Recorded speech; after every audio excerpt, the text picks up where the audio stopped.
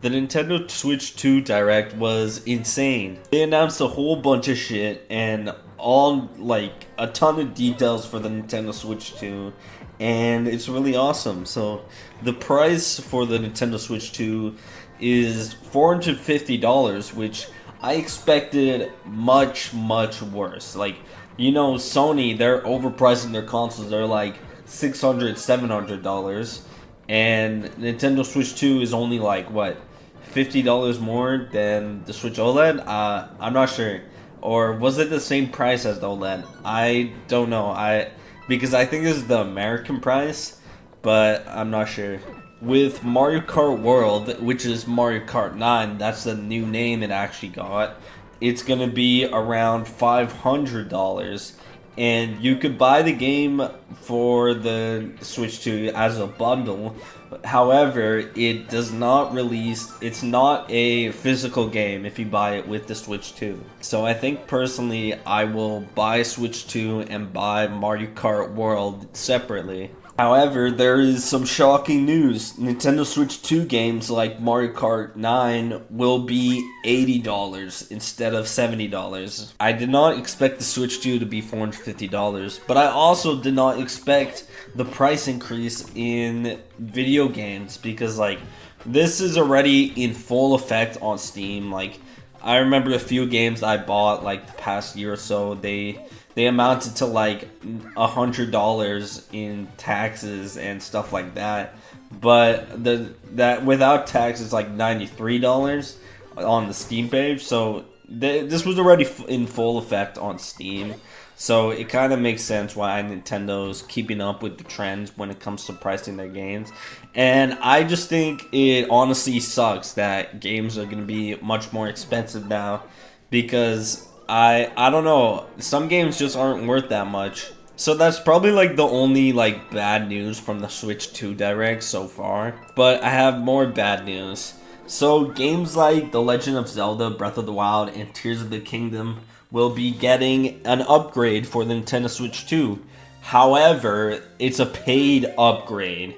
And I think that's really stupid because like upgrades on PlayStation are free anyways, So I think it's really stupid that you have to pay just to experience a more stable version of these Zelda games.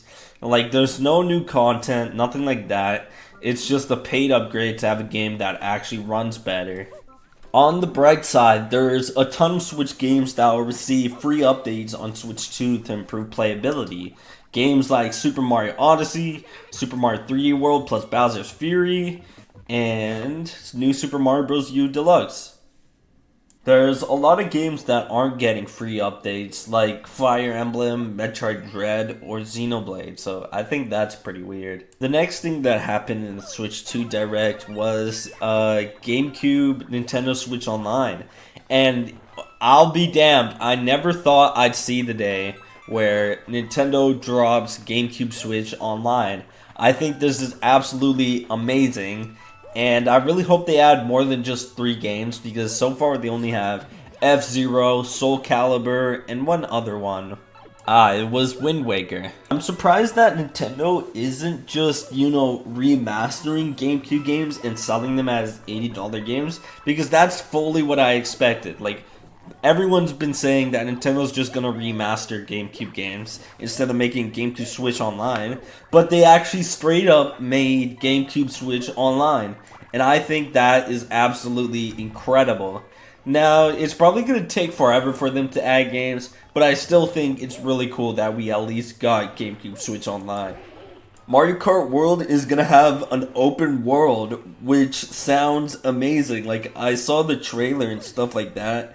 I don't really understand it so far, but it's an open world you could explore with your friends, and for the Grand Prix, you're gonna have to actually, like, in between races, you're gonna have to drive to the next, racetrack, which I think that's, unique. I don't know how good it'll be in practice, but I think it's an interesting idea.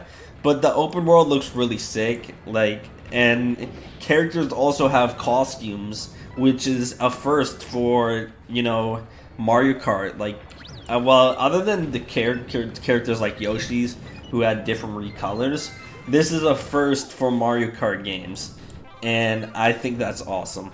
Next, Nintendo announced their own Discord. Like, they're gonna have screen sharing, and there's camera support. Like, on the Nintendo Switch 2, the camera is gonna be sold separately. I think that's interesting, but come on, I'm just gonna use Discord anyways.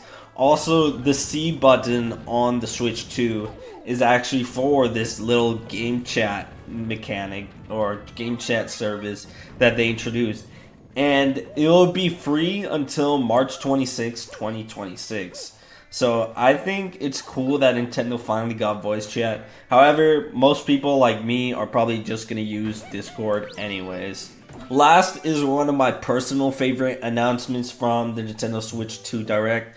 It will have to be Yakuza 0 Director's Cut. So this is a remaster of Yakuza 0 for its 10th anniversary. And it's going to have a dub, it's going to have a multiplayer mode, it's going to have new cutscenes. I think this is a great idea. And for people, I know tons of people who will definitely play Yakuza 0, but they don't want to because the audio is in Japanese only. So if you ever wanted to get into the Yakuza games, June 5th is your chance, because Yakuza 0 is going to be released on day 1 on the Switch 2, and it's going to have a dub. I really hope they update the gameplay, because like Yakuza Kiwami 1, they updated the gameplay so much compared to Yakuza 0, like when that game came out.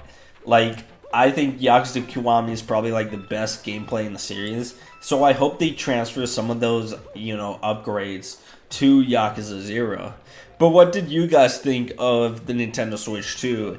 It'll be releasing on June 5th, 2025, which is only like 2 months from now. So that's it for the video, guys. I really hope you enjoyed, and I hope you guys have a great day.